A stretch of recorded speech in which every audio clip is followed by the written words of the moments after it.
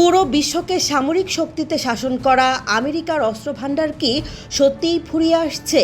যেখানে প্রতিদিন খরচ হচ্ছে প্রায় $100 কোটি, সেখানে ট্রাম্প প্রশাসন কি বড় সংকটের মুখে?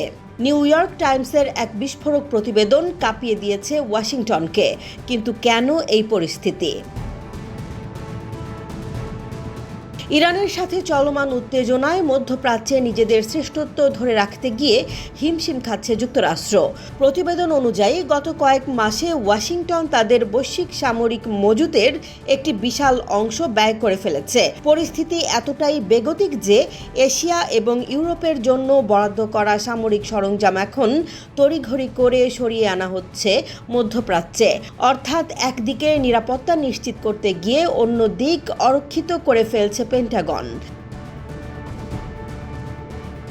দুটি স্বাধীন গবেষণা সংস্থার দাবি, এই যুদ্ধের খরচ ইতোমধ্যে 28 বিলিয়ন থেকে 35 বিলিয়ন মার্কিন ডলার ছাড়িয়ে গেছে, যার অর্থ হলো প্রতিদিন গড়ে $1 বিলিয়ন কাছাকাছি খরচ করছে আমেরিকা।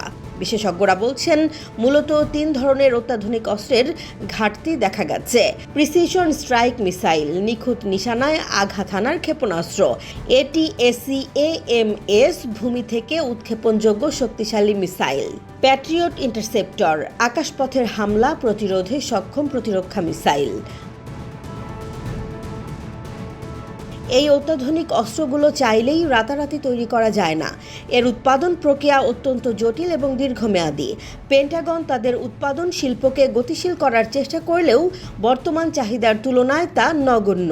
ফলে মজুত ফুরিয়ে আসার এই খবর এখন আমেরিকার প্রতিরক্ষা ব্যবস্থার জন্য বড় এক অ্যালার্ম। এই সংকটের প্রভাব হবে সুদূর প্রসারী। এশিয়া থেকে অস্ত্র সরিয়ে নেয়ায় সেখানে চীনের প্রভাব বৃদ্ধি এবং ইউরোপে রাশিয়ার চাপ বাড়ার আশঙ্কা তৈরি হয়েছে। আমেরিকার মিত্র দেশগুলো এখন নিজেদের নিরাপত্তা নিয়ে উদ্বিগ্ন। যদি দ্রুত এই সামরিক ও আর্থিক সংকট কাটিয়ে ওঠা না যায়, তবে কেবল মধ্যপ্রাচ্য নয়, বৈশ্বিক ভূ রাজনীতিতে আমেরিকার একচ্ছত্র আধিপত্য বড় চ্যালেঞ্জের মুখে পড়বে। পেন্টাগন কি পারবে এই সামরিক শূন্যতা পূরণ করতে, নাকি বিশ্ব দেখবে এক নতুন শক্তির উত্থান? জেসমিন জাহান, নিউজ ডেস্ক, জনবাণী।